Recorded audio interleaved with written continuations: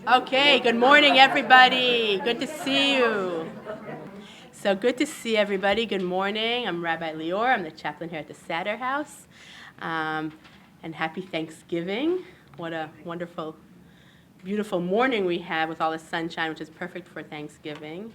I just want to welcome everyone who's here, all our residents, Mayor Brian Arrigo, City Councillor Ira Novoselsky, City Councillor Johnny Powers, Father John Sheridan from the Morning Star Catholic Collaborative, and Pastor Tim Bogertman from the First Congregational Church in Revere, and our Executive Director, Steve Post, who will start us off with some opening remarks.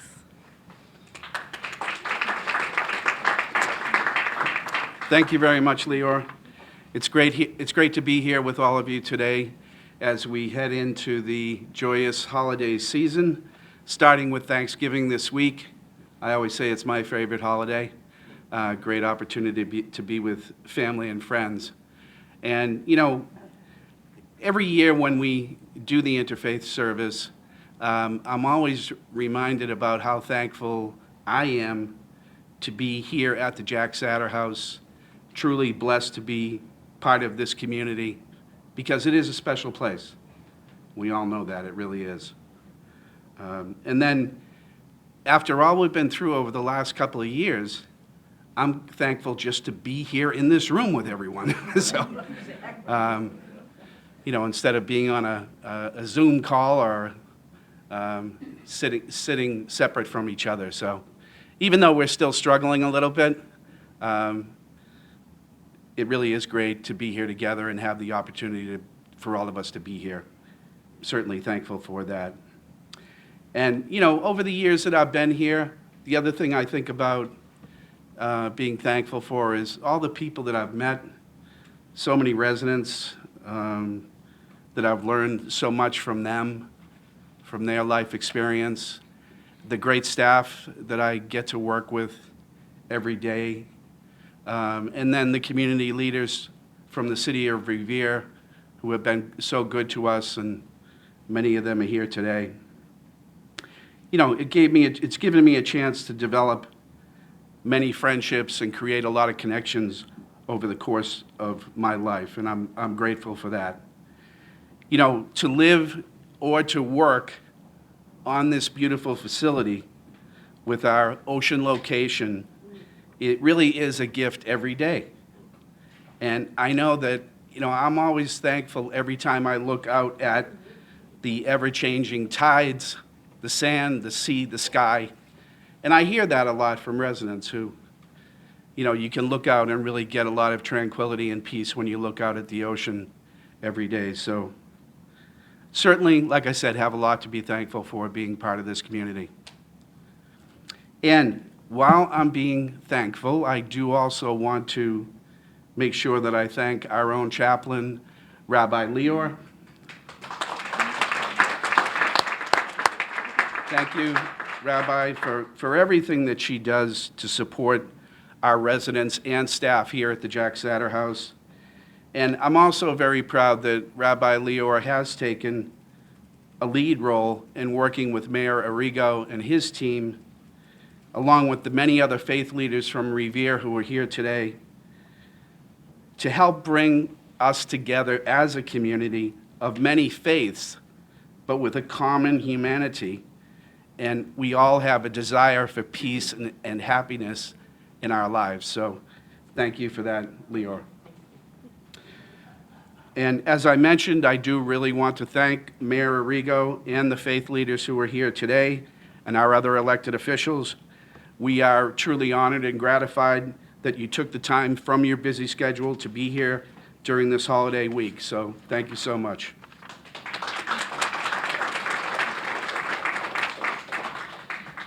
You know, this year we celebrated the 44th anniversary of the Jack Satter House back in June.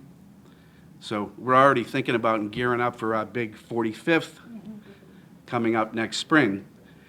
But we took a risk and we decided that we would launch a campaign this year around kindness.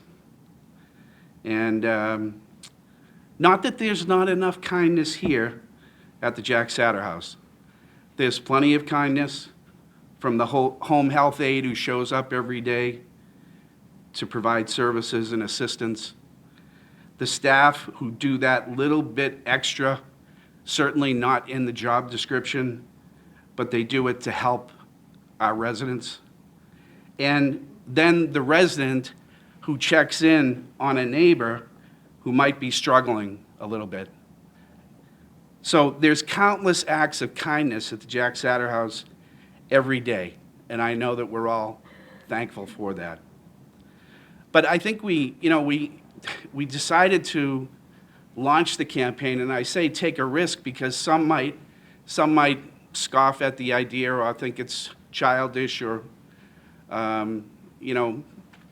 we took the risk because we felt that when we look at ourselves as humans, we're not perfect, right? And we live in a society and a culture today where there are deep divisions. There is stress, there is anxiety, depression. And our culture and society tend to reward strength and winning. A dog-eat-dog world where people compete for success at any price. So our campaign for kindness was an effort to remind ourselves that life is short, and we know that all too well here, and that we only get true satisfaction and reward, I think, from helping others, being kind and considerate, showing compassion and respect. So I'm glad to say I think the campaign has been successful, and we're going to continue on today and through the rest of the year with that. I was thinking about it in terms of Thanksgiving itself and realizing that Thanksgiving is rooted in kindness. When the Native Americans saw the Pilgrims suffering, literally at risk of starving to death in this new world, they took pity on them and chose rather to ignore their suffering, to help them to look beyond their differences and instead to look at their common humanity and help ease their suffering. So I think therein lies perhaps the greatest lesson of this Thanksgiving holiday. So as we join together with our family and friends this Thanksgiving, let's choose kindness and compassion as a way to start this holiday season. Thank you.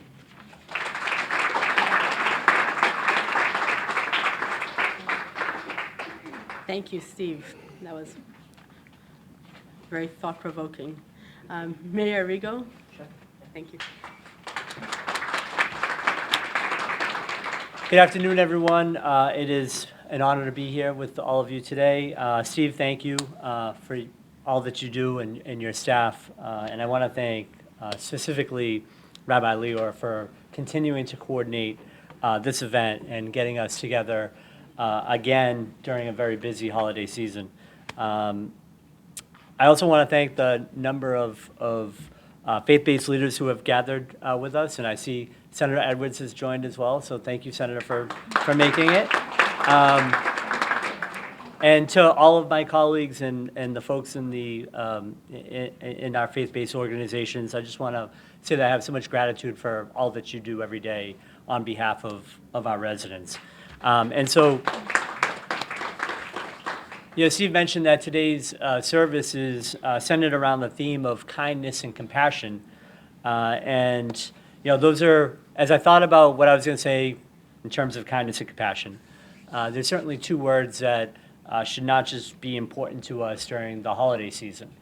And they are two words that the world could use a little bit more of, I think. But they're also two qualities that we have in abundance in the city of Revere. And so as I look around the faces here, the familiar faces that are here, to so many of you, I truly think about how you embody what a community looks like and what a community member is. I also know that that as we gather, there are many people who are having a difficult time during a holiday season, that we often think of this time being about love and happiness, and that unfortunately for many, this is a time that's filled with grief and with sadness. And so while we celebrate this time of year, we do forget those without a family, those without a meal, those without a gift to give. And I mention that not to bring everybody's spirit down, but to call out the fact that I know you're all here because you're full of love. And we're all here gathered because we have more than enough love to share and to spread throughout our community.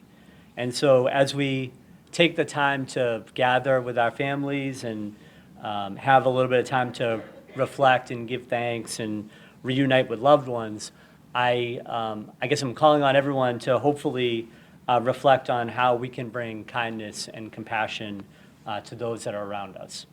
And I'll close with a quote that my chief of staff, a woman who works in my office that I work very closely with every day, Kim Hanton, reminds me of this quote all the time. She actually has it hanging up in our office. And it's a quote from Maya Angelou that says that people will forget what you said, people will forget what you did, but people will never forget how you made them feel. And I think as we go forward during this holiday season, I hope we can keep those words in mind and find time to reflect on how our actions and our words make those around us feel. So I hope you all have a very happy Thanksgiving, a happy holiday season, and it's been an honor to be with you today. I am now going to turn it over to Senator Edwards, who has been a great friend and a great advocate for all of us. So, Senator Edwards, come on up.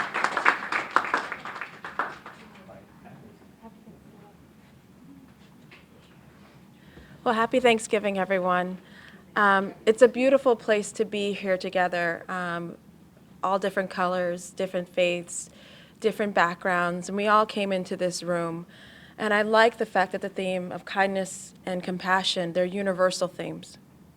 They're universal ways in which we can celebrate. You don't need to speak English, you don't need to be born here, but you can have both of those things. And they are active things. They're hard to do sometimes. Yes, there are a lot of people today. I'm one of those people who have lost somebody to addiction, and every single year since his loss, I will forever have grief when I sit down. I grieve the future that I thought I was going to have. I grieve his loss. So many people come together, and that's the first thing that they'll see is the empty seat at the table. And so I can't agree with you more, Mayor, that we need to be active in our compassion and kindness for those family members, for those individuals. It's going to be hard for a lot of us. It's going to be hard for a lot of us. So what does it mean to be active in your kindness and in your compassion? I would say first and foremost, it means doing it for someone you would not normally be around. It's really easy to be kind to people you like. It's very hard to be kind to people who you don't necessarily know and who you really don't like. But that's where compassion comes in. The compassion to understand, I may not like you. You may annoy me. Your music may be too loud. You may, for whatever, chew with your mouth open, whatever it is that brings me to a point where you irk the out of me. But compassion requires, at least in my faith, I'm of the Catholic faith, but of every faith that I think is here, it requires me to understand that you are a child of God. You are here for a reason. You are here, and you are no better or no less than I am, chewing with your mouth open or doing whatever you do. So I'm going to be kind. I'm going to reach across, and I'm going to understand that no matter how you got here, you're supposed to be here at this moment in my life, however it is. And that shouldn't be seasonal, right? And it's hard, because this is the season where we're reminded to do all those things, but it shouldn't be seasonal. because it is universal. So all I can say is in this moment in time, be kind, especially to some of our elected officials. Not that but I mean, sometimes you forget there's a human being behind the title, okay? So be kind. Also, be compassionate, because this is the time where a lot of us, especially our religious leaders, our elected officials, our leaders in the community, there are needs that come to us that we didn't even know existed. There's pain points and people who are suffering who tell no one else except for the mayor or Ira or their priest or their rabbi. This is a sad time often for me, because I don't realize sometimes how many people are struggling and suffering. So be compassionate, spread kindness, and happy Thanksgiving.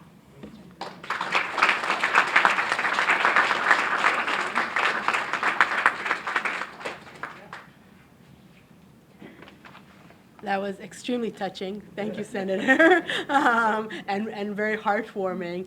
And I love the challenge you're giving us all, to be extra kind to those who sometimes it's hardest for us the most.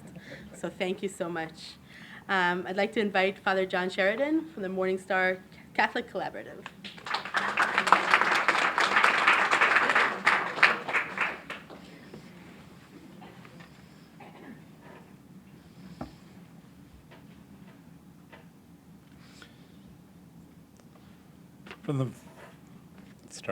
From the letter to the Philippians. Rejoice in the Lord always. I shall say it again, rejoice. Your kindness should be known to all. The Lord is near.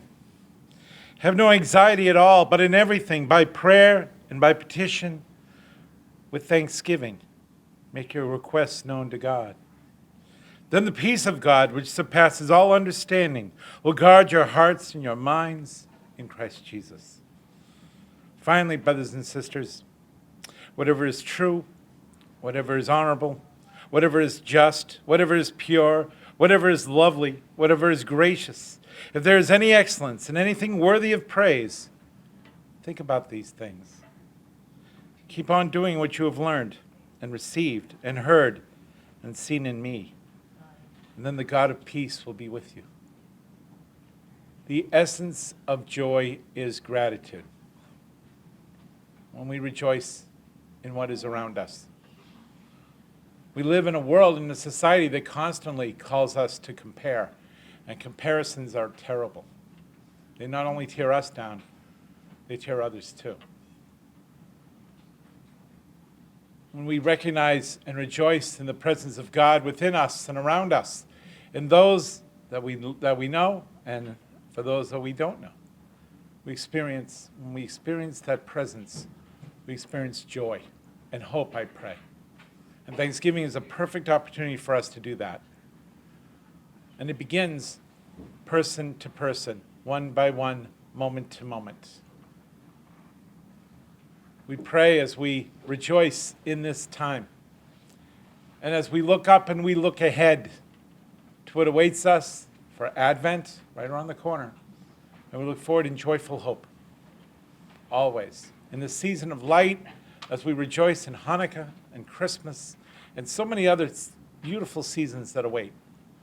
May that light give us hope and joy and the gratitude of all that God has done within us, around us, and for us.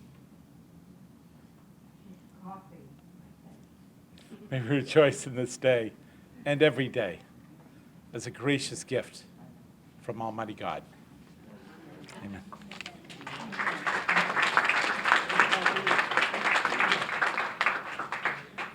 Thank you, Father. I'd like to invite Pastor Tim Bogertman from the First Congregational Church in Revere.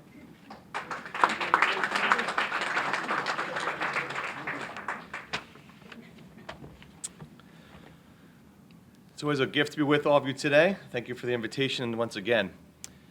So it was, I guess, she was 94 years old last week. She passed away on Christmas Day. My grandmother was a gift to me for many years, and this is my first Christmas without her, and I'll miss her greatly. And as grief was mentioned a few times already, none of us consulted on our talks today, but it's a reminder that Thanksgiving is a time where we have gratitude and grief, and sometimes they go hand in hand. We don't have a say sometimes on how to deal with the reality of loss in the midst of difficult moments. For me today, I think, of course, about missing my grandmother and that space at the table, which was mentioned, that seat of that person that we know should be there and is missed amongst those we care about. But for us on this time, too, is also how do we have gratitude? How do we find gratitude in the midst of our grief? This is a struggle for each one of us as we enter this type of season. Some of us think, of course, about friends, some who've moved away, who we miss. For some, it could be a child who's gone off to college or has now been married, no longer in the home, or the reality of the loss of a loved one, or the struggle we've just gone through COVID, or things we've gone through in our loss with our life. How do we find the ability to hold grief and gratitude together? The Writer of Lamentations does this well. For the Jewish faith and for those of us who are Christians, we look to this book because as someone writing in the midst of grief, how do we find hope and gratitude? And the writer says this, I will remember well my suffering, and my soul is downcast within me, but yet I call to mind this, and therefore I have hope. Because of the Lord's great love, we are not consumed, for his compassions never fail. They are new every morning. Great is your faithfulness. The writer says, in the midst of my grief and my sadness and what I am facing, I look to the Lord, and therefore I have hope. And we can be grateful for what God has done in our life. My challenge for you today is in the midst of what you may be facing in this season, maybe it's a family member who's not there, or a struggle with someone who you have conflict with in your family. Some of us get together on Christmas or Thanksgiving and Christmas and think of the struggle it is to be together with family. But in the midst of that time, how do we love? As Senator Edwards challenged us today, loving the people who are hard for us to love is where love meets the road of life. How do you love the people that are hard to love? That is where love actually happens. It's easy to love people who love you back, but how do you love those in need? One other challenge I'll give you today is actually can be really good for you to make a list. My wife has been challenging me this past year to write out every night before bed what I'm thankful for in this day. And did you know that research points out if someone does that every night, a simple gratitude for a month, they can measure the change of lowering their blood pressure, changing their immune system, better sleep, higher energy levels. Gratitude can change us, even as we face the sadnesses in our life. We look to the Lord. My son recently, or years ago, was painting over the season, and I suddenly looked around the house, and there were blue fingerprints all over my walls throughout my house. I was very upset with my youngest, and couldn't believe it had happened. But after cleaning the walls, and sometimes repaint some sections, I remember the thing of, yes, but I'm thankful for these fingerprints, because this time goes by so quick with our kids, that these small moments are gifts that we can enjoy with each other. And the fingerprints of God are there too. God is at work, leaving marks in our lives. And if we have opportunity to mention the theme of kindness, to serve someone, invite that lonely friend who has nowhere to go for Thanksgiving into your home. Care for that neighbor who needs to be thought of today, that you might say, thanks for your thoughts and my cares for my life. Or maybe it's that one phone call to someone far away that you miss. The opportunities to have gratitude in the midst of the struggles of this life remind us that God is present, and others might know who God is by the way you show that love. May you today remember that in grief, gratitude can be found, and that God is there. His fingerprints are known and they're seen, and these moments he gives us are a gift. May you have a blessed Thanksgiving, and may you celebrate together with those you love, even in the midst of what you're struggling today. God bless.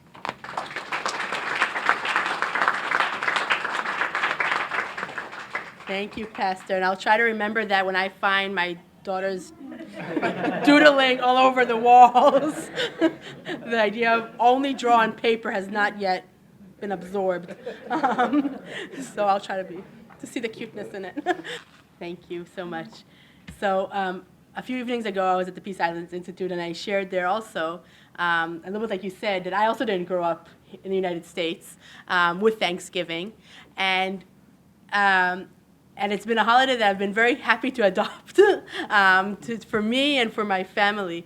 For people who didn't grow up here, it's kind of a strange holiday because it doesn't belong to anybody. It belongs to everybody, and we all take part in it.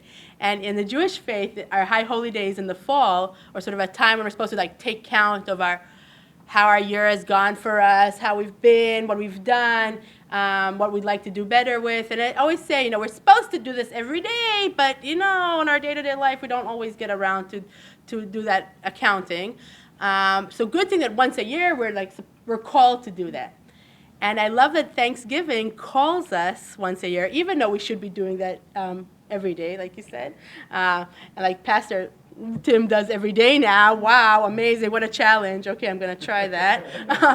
But once a year we're called, everybody's called to say what are we grateful for? What's been good? Who's been good to us this year? What am I grateful for in this world that this life is giving me? And it's healthy. It's healthy, like Pastor Tim said. I mean, there are actual proven health benefits of living in a state of gratitude. And it's not only saying thank you when someone opens a door for you, but actually feeling grateful for gestures like that. One of the things I feel very, very grateful for is being in the Jack Satter house and being able to see people and meet people and see nice interactions that people have with each other and partying together. You know how much I love that. And I think, this year of kindness that we sort of launched in June is something that, like Steve said, there's a lot of kindness here. We know that kindness is around everywhere, but like with Thanksgiving, that calls us to be aware and more conscious of gratitude, we want this year to bring to awareness kindness, and to see where do we see kindness around us? Where can we be a little bit more kind and compassionate? So I think that awareness, for me, has shown that there is a lot of kindness here. I have to open my eyes to it. And I think it reminds me sometimes also of other places where I can have more patience and show more kindness to others. I'm just going to end with a Thanksgiving prayer by Rabbi Marilee Gordon and say, in this moment, mindful of our many blessings, may we form an intent to carry gratitude with us continually. May we leave fear and jealousy by the wayside, making room in our hearts for contentment, satisfaction, and compassion. May we start each day counting our blessings, or end each day. The blessing of being alive, the many miracles of living in the world where we are one with, the ability we possess to love and to be loved, the many gifts and talents we have been graced with, the support we receive, and the support we are able to extend. May our gratitude lead to action. May we express our gratitude. May we smile when we encounter each other on the path. May we seek opportunities to share our talents with others. May we express our love to one another. May we give with no expectation to receive. May we seek to repair what is broken.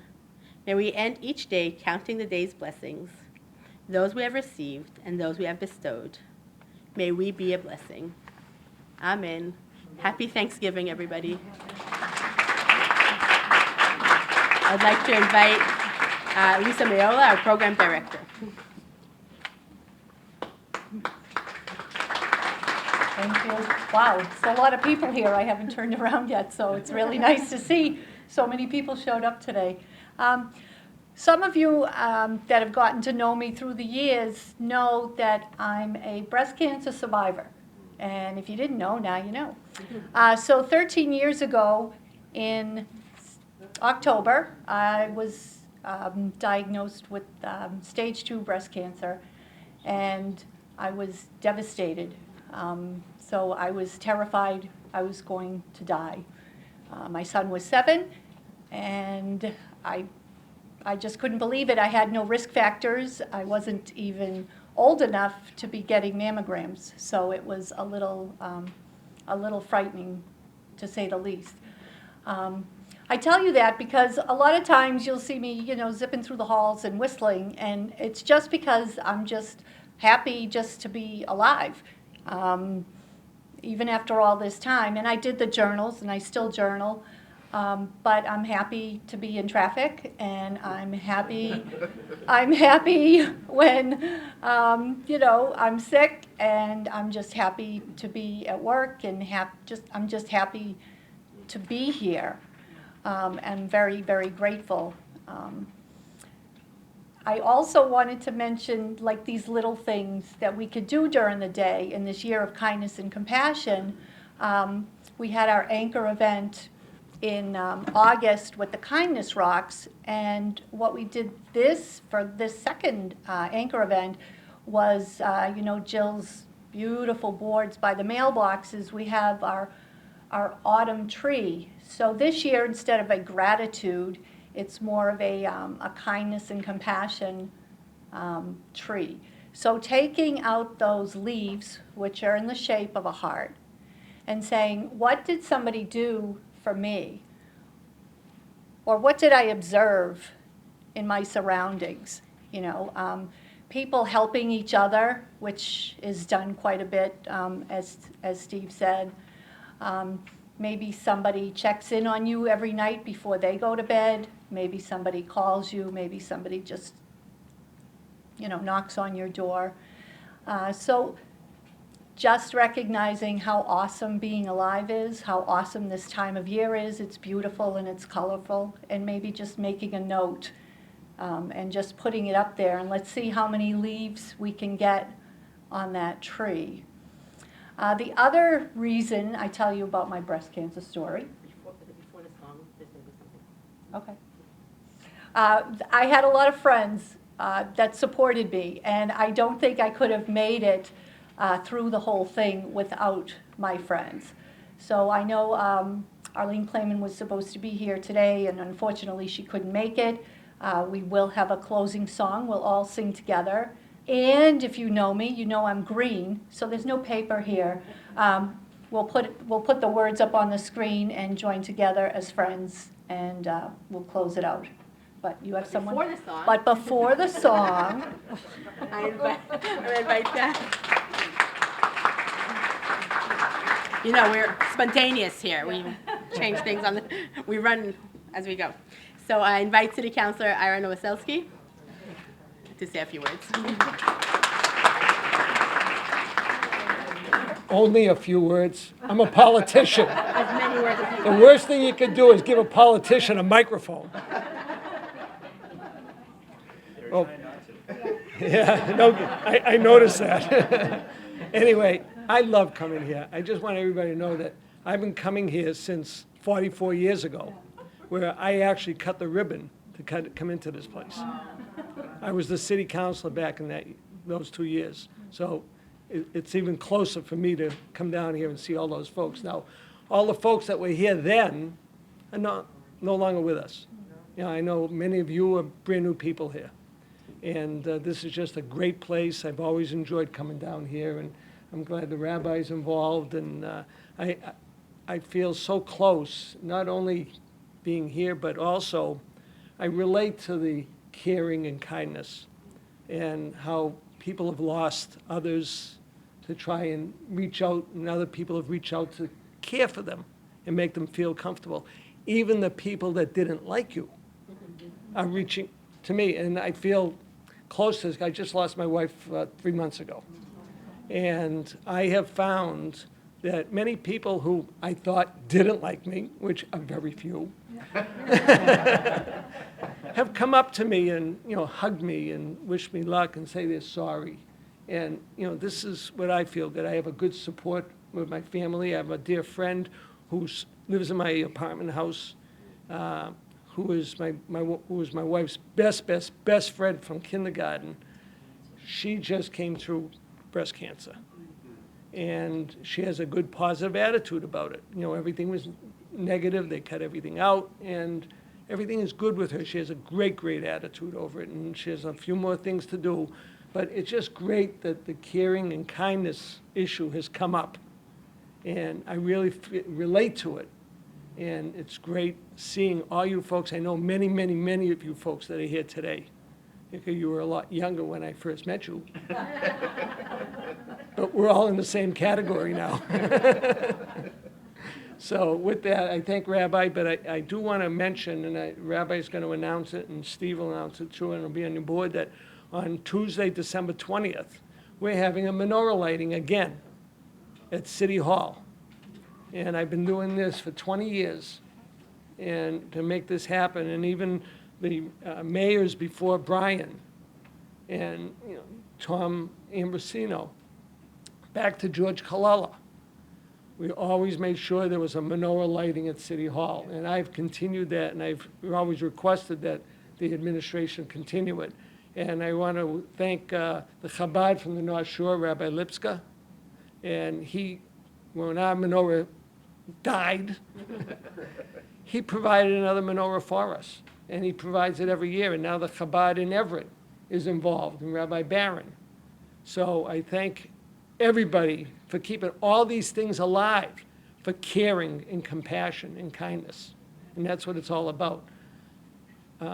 Thursday, as past National Commander of the Jewish War Veterans, our local Massachusetts chapter, for the last 60 years, has gone to the Chelsea Soldiers Home to serve the patients on Thanksgiving and Christmas. And we're coming back after COVID and starting it again this year. So we'll be going back on this Thursday and doing our thing. This is the giving and getting of my particular part of life and dealing with everybody around. So with that, I say shalom, happy Thanksgiving, happy Hanukkah, happy holidays, mazel tov. Thank you.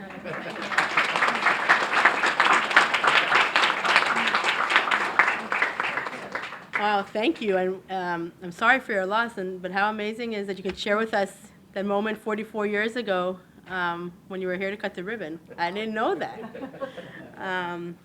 So City Councillor Johnny Powers, would you like to say a few words?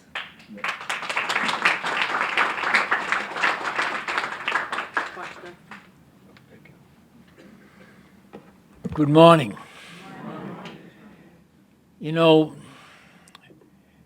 I consider most everyone in this room, or everyone in this room, part of my family, okay?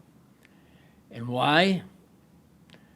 Because every time I've come into this building, whether we have differences of opinion, we be cordial to each other, and that's so important.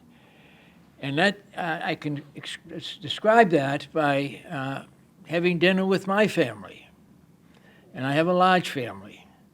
And we sit down together, as we have through the years, and we all have differences of opinion, and that's acceptable, and that's the way it should be. But the one thing we do have, in addition to that, is love. Love for all of our family members, love for our friends, love for our associates, and always trying to make people feel good and welcome and happy, okay? I was taught by a bishop from he was in charge of the Groton School, a few verses. And one of the things that I remember clearly that he said is, we have a mission on this earth, and that's to make it a better place, to give and not to count the cost, to fight and not to heed the wounds, to toil and not to seek for rest, knowing that on earth our reward will be from God. And that's I've tried to live my life that way there. I've been coming into this building now for 20 years. And each one of those years, I've had dinner with you several times during the different events. I've received your kindness and support, and I want you to know I'll be eternally grateful for that. I'll always remember this like I said, I have a large family, but I'll always remember this building as a second family to me, and it has been over the years. You know, I think we turn on the news at night. I watch David Muir, Channel 5, and when you see the problems that are happening in this world, I think it's incumbent upon each one of us to try to make it a better world. And the only way you're ever going to do that is to get rid of the hate and the division in this country. That's what's killing this country. Look back. We can all look back 50, 60 years ago, what our city was like, what our state was like, and what our country was like. And that's changed. That's changed tremendously because there's too much hate and division out there. We all need to keep that in mind when we see someone, even if they're not your best friend or someone you're maybe not crazy about, say good morning, say good evening, say hello. And that's the only way we'll ever make this a country and a city and a state like it was many years ago. So with that said, I'm going to say to all of you, happy Thanksgiving, holidays, enjoy. And once again, I'm here with you, and I'll always be here with you, if not in my body and my heart. Thank you very much. There you go. There we go. Okay. Thank you for being a friend. Travel down the road and back again. Your heart is true, you're a pal and a confidant. And if you threw a party and invited everyone you knew, you would see the biggest gift would be from me, and the card attached would say, thank you for being a friend.